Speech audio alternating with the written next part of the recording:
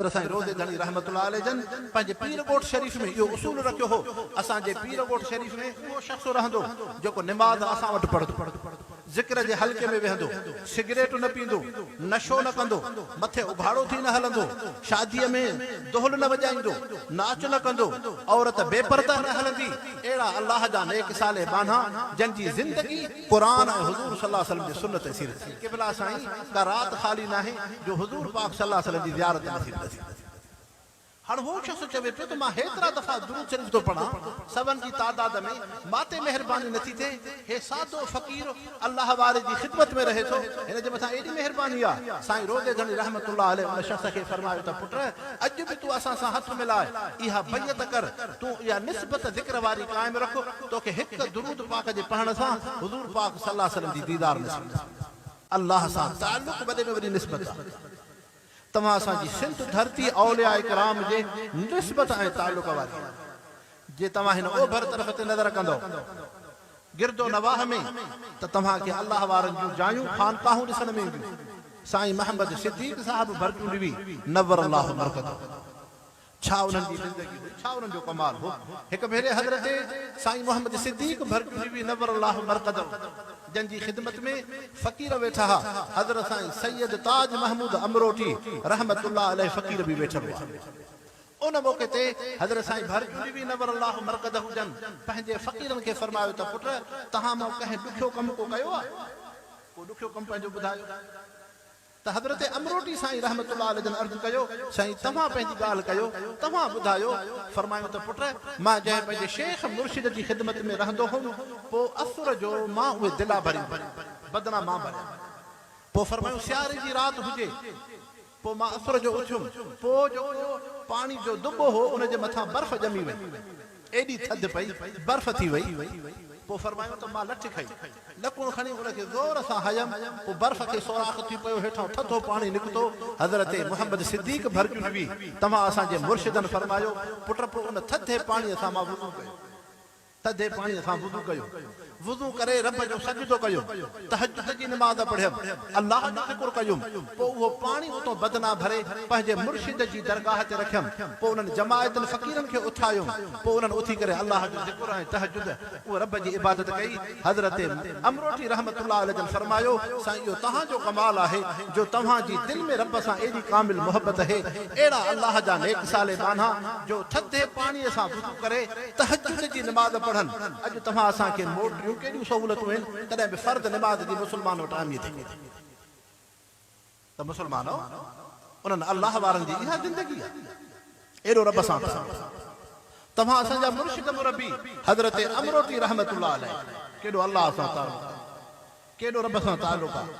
जो हिकिड़े फ़क़ीर खे फरमायूं चांहि जी जेका ठाव हूंदो आहे ॾिनोसि पुट वञ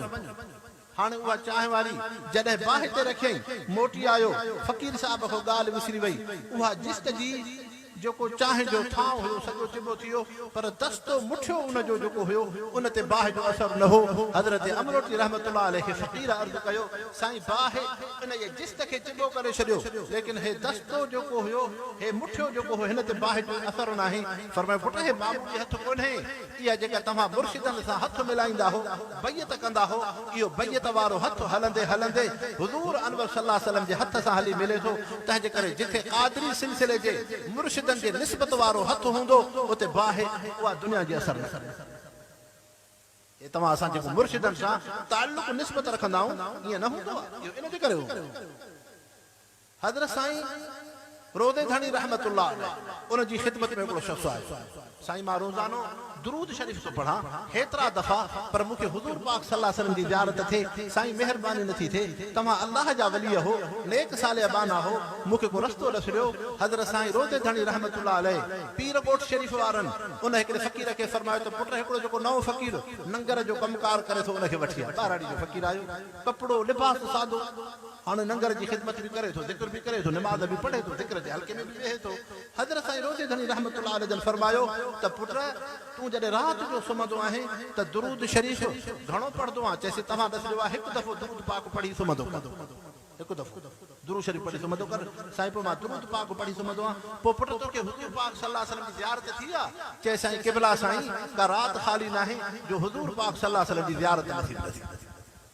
हाणे हू शख़्स चवे पियो त मां हेतिरा दफ़ा दुरूद शरीफ़ थो पढ़ां सभनि जी तादाद में माते महिरबानी नथी थिए हे सादो फ़क़ीर अल्लाह वारे जी ख़िदमत में रहे थो हिन जे मथां एॾी महिरबानी आहे साईं रोज़े धणी रहमतुल्लाह अलैह उन शख़्स खे फरमायो त पुट अॼु बि तूं असां सां हथ मिलाए इहा बैयत कर तूं इहा निस्बत ज़िक्र वारी क़ाइमु रख तोखे हिकु दुरूद पाक जे पढ़ण सां हुज़ूर पाक सल्लल्लाहु अलैहि वसल्लम जी दीदार नसीब अल्लाह वारनि सां तालुक़ ईअं कोन्हे इहा वॾी निस्बत आहे हज़रत साईं रोज़े धणी रहमतुल्लाह अलैह जन पंहिंजे पीर ॻोठ शरीफ़ में इहो उसूल रखियो हो असांजे पीर ॻोठ शरीफ़ में उहो शख़्स रहंदो जेको निमाज़ असां वटि पढ़ंदो ज़िक्र जे हल्के में वेहंदो सिगरेट न पींदो नशो न कंदो मथे उघाड़ो थी न हलंदो शादीअ में दोहल न वॼाईंदो नाच न कंदो औरत बेपर्दा न हलंदी अहिड़ा अल्लाह जा नेक साले बाना जंहिंजी ज़िंदगी क़ुर ऐं हुज़ूर सल्लल्लाहु अलैहि वसल्लम जे सुन्नत ऐं सीरत तंहिंजे करे इंसानो अहलुल्लाह सां निस्बत वॾे में वॾी नेमत आहे हज़रत अमरोटी रहमतुल्लाह अलैह जन जो फ़क़ीर आहे मोहम्मद इब्राहिम हाणे हज़रत अमरोटी जॾहिं महज शरीफ़ था ठाराहिनि अमरोट शरीफ़ जी उन फ़क़ीर खे बि हुकुम थियो त आयो चइसि मां त जूअर पोखे आयो आहियां तव्हांजो हुकुम थियो फरमाए पुट रब खां दुआ था घुरूं तूं हिते महज शरीफ़ जी ख़िदमत कर तव्हां नेक साले तहजुद गुज़ार बाना हो आम मज़दूर बेनमाज़ी खां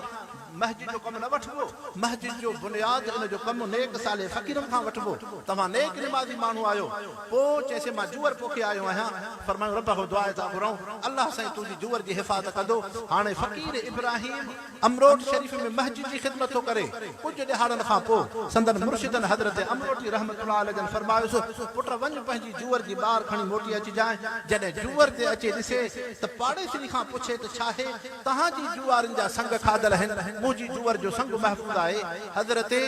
उन हीअ फ़क़ीर इब्राहिम खे पाड़ेसिरी चयो फ़क़ीर इब्राहिम जॾहिं सुबुह जो सिज उभरंदो आहे ओभर खां ओलह खां बाद ईंदो आहे जेको शाम ताईं तुंहिंजे जूअर जे मथां पियो घुमंदो आहे वरी सांझी ते बाद मोटी वञे कंहिं पखीअ झार खे वेठो अचणु न ॾे पोइ इन जे करे तुंहिंजी झार तुंहिंजी इहा फ़सुल ऐं पोख महफ़ूज़ आहे इंसानो इहो पखी इहो झार छा आहे